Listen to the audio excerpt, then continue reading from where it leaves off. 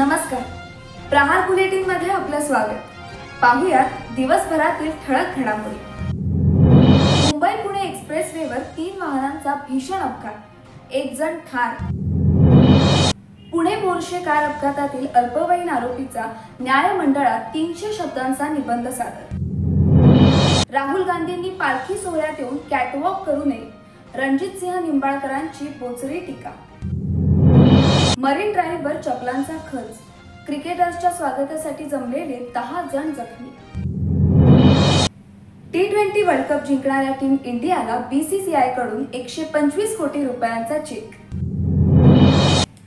मुंबई पुणे एक्सप्रेसवेवर खोपोलीजवळ बोरघाटातल्या नवीन बोगद्यात 3 वाहनांचा विचित्र अपघात झाला.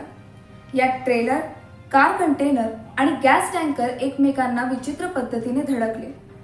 यात गॅस टँकर चालकाचा मृत्यू झाला असून अक्षय ढेले असं मृत चालकाचं नाव आहे.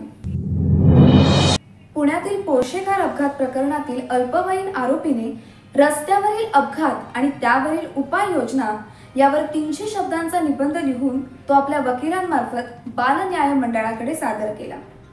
त्याची जामिनावर सुटका करण्यासाठी बाल न्याय मंडळाने काही अटी घालून दिल्या होत्या.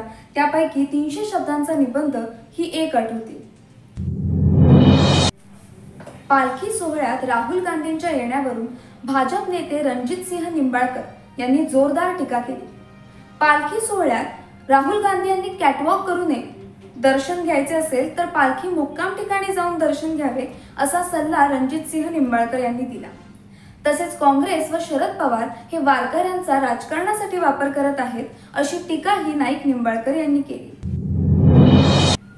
T20 वर्ल्ड कप जिंकणाऱ्या इंडियन टीमच्या स्वागतासाठी मुंबईत लाखोंच्या संख्येने चाहते जमा झाले होते. यावेळी गर्दीवर नियंत्रण मिळवण्यासाठी पोलिसांना सौम्य लाठीमार करावा लागला.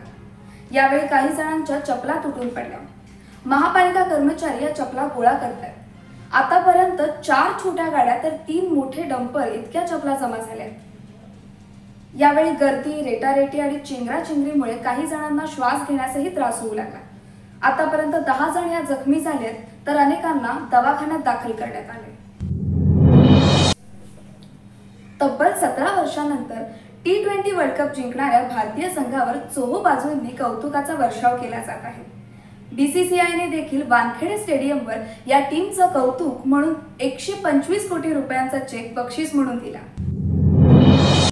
शेवटी पुन्हा एकदा ठळक घडामोडी. मुंबई पुणे एक्सप्रेसवेवर 3 वाहनांचा भीषण अपघात, 1 जण ठार.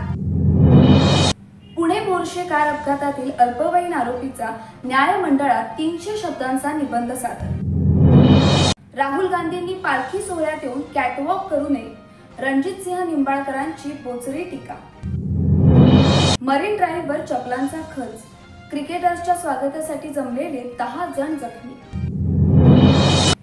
T20 वर्ल्ड कप जिंकणाऱ्या टीम इंडियाला BCCI कडून 125 कोटी रुपयांचा चेक. यासोबतच आजच्या ठळक बातम्या संपल्या. देशभरासह आपल्या परिसरातील बातम्या जाणून घेण्यासाठी प्रहार वेबसाईटसह प्रहारचं YouTube channel, Instagram, Facebook, Twitter या सर्व ठिकाणी लाईक, फॉलो आणि शेअर करा. धन्यवाद.